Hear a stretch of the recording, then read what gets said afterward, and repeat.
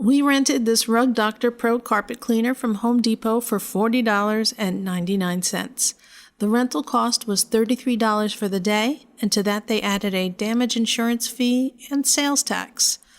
If you are considering renting this machine but aren't sure how to use the upholstery attachment, this is a quick how-to video that will show you how to do just that.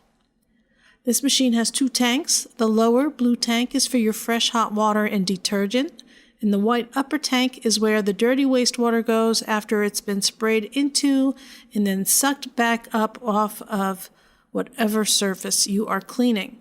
For the detergent, we had some great results with Follex's Instant Spot Remover when we used it to clean our car interiors, so we bought some more. I like it because it's a no-rinse detergent, which I think makes things much easier. The first thing you want to do is plug in your carpet cleaner. They give you plenty of power cord to work with, and it has a standard 3-prong grounded type plug, so be sure you have the right outlet before you go ahead and rent this machine. Once you've done that, I recommend putting down a tarp or a roll of plastic sheeting. We didn't do that for this, and the upholstery attachment got a little messy.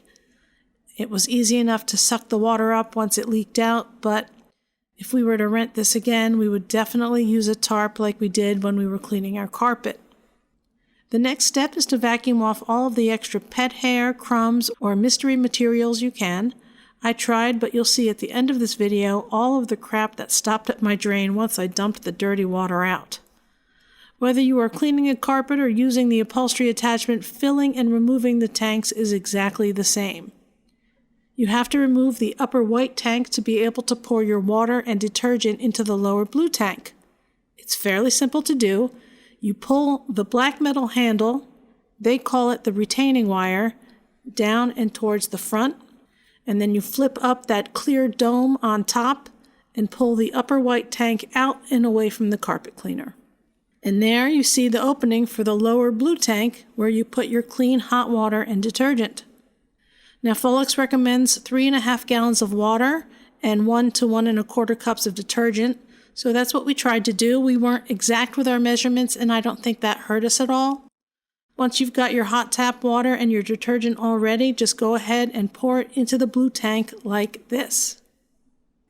And then you replace the upper white tank, flip that clear dome part down and set it back into place, and then lift that retaining wire back on top to secure everything. It should be a pretty tight fit once that handle is back up and in place.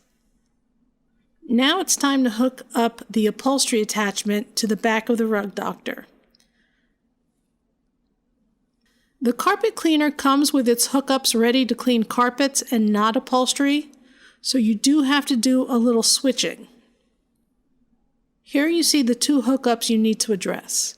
On the right is a quick connect type hookup, and on the left is a regular looking wide hose.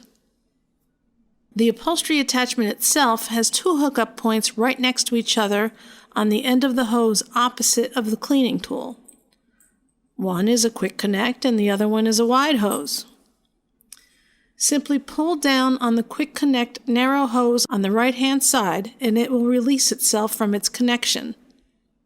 Now you can go ahead and hook up the quick connect narrow hose that is on the end of your upholstery attachment. Once you've done that, you can move to the wider hose on the left. Pull the wide hoses apart and then join up the large hose hookup from the attachment to the hose that is hanging down from the carpet cleaner. Now it's time to power up the machine. The power button is located on the blue panel right above where that clear dome is. It says right on the panel that you flip the power button up for carpet cleaning and down if you are using the upholstery attachment. So we are flipping it down. Right beneath the bottom of the upholstery attachment is a handle that you need to squeeze to release clean sudsy water.